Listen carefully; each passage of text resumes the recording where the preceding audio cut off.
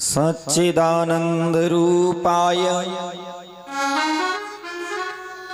विश्वोधिपत्यादिहेतवे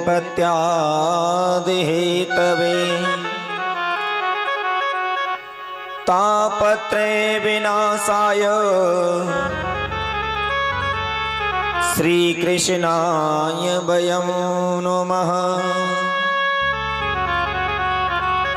चतुर्थ दिवस में प्रथम छठवें स्कंद के पहले अध्याय का वर्णन सुखदेव जी ने राजा श्री परीक्षित से कहा। राजन, एक कान कुंज नामक ब्राह्मण हैं, कन्नौज में रहने वाले हैं, जिनका नाम है अजामिल। बड़े सुशील, बड़े तेजस्वी, बड़े विद्वान ब्राह्मण, नित्य भगवान की सेवा पूजा आराधना में लगे रहते हैं। एक दिन यही ब्राह्मण अजामिल भगवान की पूजा पाठ करके भगवान के मंदिर से अपने घर वापस लौट रहे थे कि मार्ग में इन्होंने एक विचित्र दृश्य को देखा।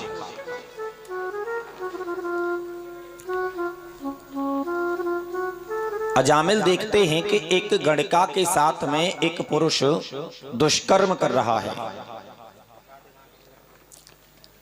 महाराज, जैसे ही उस सुशील विद्वान ब्राह्मण की अजामिल की नजर उसके ऊपर पड़ी, अजामिल का मन बिगड़ने लगा। देखो, मन बिगड़ने के दो साधन हैं। मानव के मन बिगड़ने के दो साधन हैं। पहला आंख और दूसरा कान। आंखों से व्यक्ति यदि कोई दुष्कर्म होते हुए देखता है तो देखने वाले व्यक्ति का मन बिगड़ने लगता है। दूसरा साधन है कान। अगर कानों से व्यक्ति कोई दुष्प्रभाव डालने वाली बातों को सुनता है तो उससे व्यक्ति का मन बिगड़ने लगता है।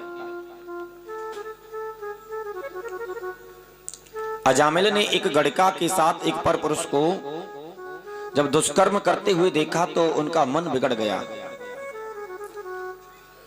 और महाराज, अजामिल उस गणिका को अपने साथ अपने घर ले आए, पत्नी रूप में उसको स्वीकार कर लिया। लेकिन जब घर पर रखने लगे तो नित्य की भांति अजामिल जब पूजा पाठ करने को बैठते हैं तो ये गणिका उनको डांटती है।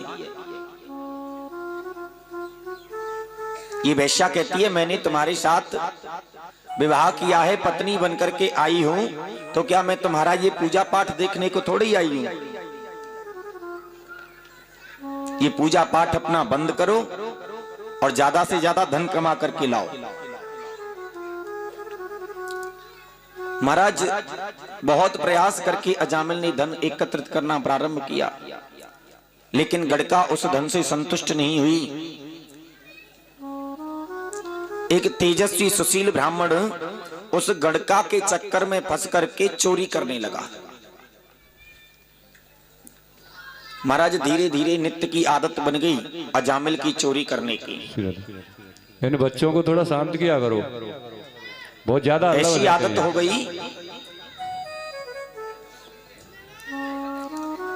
दिन में जाता है, रात्रि के 2-2 बजे लौट करके अपने घर पर आता है। लोगों को बहुत ज्यादा भय उससे हो गया। एक सुशील तेजस्वी ब्राह्मण अजामिल आज डाकू अजामिल के नाम से जाना जाने लगा।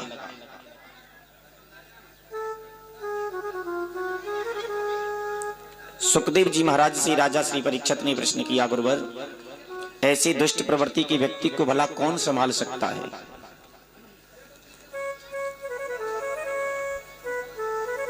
महाराज सुखदेव जी ने राजा परीक्षित को बताया है कि राजन, ऐसे दुष्ट प्रवृत्ति के व्यक्ति को संभालने का केवल एक ही साधन है, वो निरंतर परमपिता परमात्मा का ध्यान करे। अर्थात वो अपनी स्वेच्छा से नहीं कर सकता, क्योंकि उसकी बुद्धि विकृत हो गई है। इसके लिए उसको चाहिए कि वो सबसे पहले अपनी संगति को बदल दे और वो संतों की संगति में चला जाए। सत्संग के माध्यम से वो व्यक्ति दुष्कर्म को छोड़ करके एक सत्य मार्ग पर आ सकता है। महाराज श्रीधाम वृंदावन की ओर एक संतों की मंडली जा रही थी। ये मंडली संध्या के समय अजामिल के घर पर विश्राम लेने लगी। गणिका ने इनको अपने हाथों से भोजन प्रसाद की सूखी सामग्रियां दी। संतों ने मिलकर के भोजन प्रसाद बनाया, ठाकुर जी को भोग लगा करके स्वयं प्रसाद पाने लगे। लेकिन जब अजामिल आया तो अजामिल संतों को देख करके तड़कने लगा। संत बड़े सरल भाव के हैं, इन्होंने उनको सांत्वना दी और राजा को उपदेश किया, राजन तुम्हें नहीं पता, द्वार पर आया हुआ हर व्यक्ति एक देवता का स्वरूप होता है। हम तुम्हारे दरवाजे पर बैठ करके भोजन ग्रहण कर रहे हैं और भोजन करने वाले संत ब्राह्मण को दक्षिणा देना भी बहुत अनिवार्य है। जब जब अपने दरवाजे पर किसी संत या ब्राह्मण को भोजन कराओ तो उसके साथ दक्षिणा देना बहुत जरूरी है। महाराज अजामिल इस बात पर और ज्यादा भड़कने लगा, लेकिन संतों ने कहा कि पुत्र राजन, हमें तुमसे ज्यादा कुछ नहीं चाहिए, हमें दक्षिणा में तुमसे धन दौलत आदि कुछ नहीं चाहिए, बस एक छोटा सा संकल्प दक्षिणा में दे दो। अजामिल से संतों ने कहा, पुत्र इस बार तुम्हारे घर जो पुत्र उत्पन्न हो, हमारे कहने पर तुम अपने उस पुत्र का नाम बस नारायण रख लेना, ये हमारी सबसे बड़ी दक्षिणा है। आज अजामिल ने ऐसा संकल्प दे दिया। संत आशीर्वाद देकर के श्रीधाम वृंदावन की ओर चल दिए। कुछ समय के बाद अजामिल को एक पुत्र हुआ और अजामिल ने उस पुत्र का नाम नारायण ही रख लिया। सुबह से शाम तक 50 बार लगभग वो अजामिल अपने बेटे के नाम में नारायण के नाम को गाने लगा। हर बात में नारायण बेटा, नारायण बेटा, नारायण। महाराज उसकी वाणी पर भगवान नारायण का नाम स्मरण होने लगा। अब धीरे धीरे करके समय व्यतीत हुआ। अजामिल का जब अंत समय आया तो यमदूतों ने आकर के उसको बिस्तर पर, अजामिल पड़ा हुआ है, चारों तरफ से आकर के घेरा बना लिया यमदूतों ने और उसको ले जाने की तैयारी करने लगे। अंत समय जब व्यक्ति का आता है तो श्वास थमने को जा रही होती है, जब प्राण निकलते हैं तो कंठ अवरुद्ध हो जाता है। बहुत कुछ बोलने का प्रयास करता है लेकिन कुछ बोल नहीं पाता है। अजामिल भी उसी तरह अपने बिस्तर में पड़ा पड़ा चीख रहा है, चिल्ला रहा है कि कोई मुझे आकर के बचाओ। कंठ अवरुद्ध हो गया, वाणी से आवाज नहीं निकलती। अचानक उसकी नजर पड़ी अपने बेटे नारायण पर। उसने भाव विभोर होकर के अपने बेटे नारायण को जब आवाज लगाई, महाराज उसकी आवाज तो बाहर नहीं निकल रही है, लेकिन आत्मा से परमात्मा का मिलन हुआ। अंतःकरण से उसकी आवाज भगवान ने सुनी। स्वयं नारायण ने अपने पार्षदों को आदेश दिया कि अजामिल को जाकर के यमदूतों से छुड़ाओ। भगवान के 4 पार्षद यहां अजामिल के पास में आकर के प्रकट हुए। सर्वे पदम पलासाख्या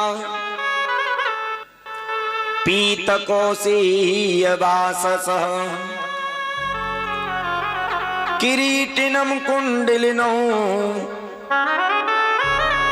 लसत पुष्करं च मालिनीं ये चार चार भुजाओं वाले भगवान विष्णु के पार्षद आकर के खड़े हो गए और यमदूतों से अजामिल को छुड़ा लिया। महाराज यमदूत कहते हैं कि ये बहुत बड़ा दुष्ट है अजामिल, इसको नरक में जाना पड़ेगा, हम इसको लेने के लिए आए हैं। लेकिन भगवान के पार्षद कहते हैं कि नहीं, इसे तुम नहीं, इसे हम लेकर के जाएंगे, इसको वैकुंठ का वास होगा, क्योंकि इसने अंत समय मेरे प्रभु का स्मरण किया है। दोनों में आपस में विवाद होने लगा। अजामिल बिस्तर में पड़ा हुआ है, सारी बातों को सुन रहा है। उसी समय अजामिल को बहुत बड़ा वैराग्य प्राप्त हुआ। महाराज अजामिल सर्वस्व त्याग करके वन की ओर चल दिया। वन में जाकर के भगवान की आराधना में लग गया और वहीं जाकर के उसने भगवान की जब अनेकों वर्ष आराधना की, प्रभु की कृपा हुई, वैकुंठ से विमान आया और अजामिल भगवान के धाम को चला गया। बोलिए श्री भक्त वत्सल भगवान की जय हो।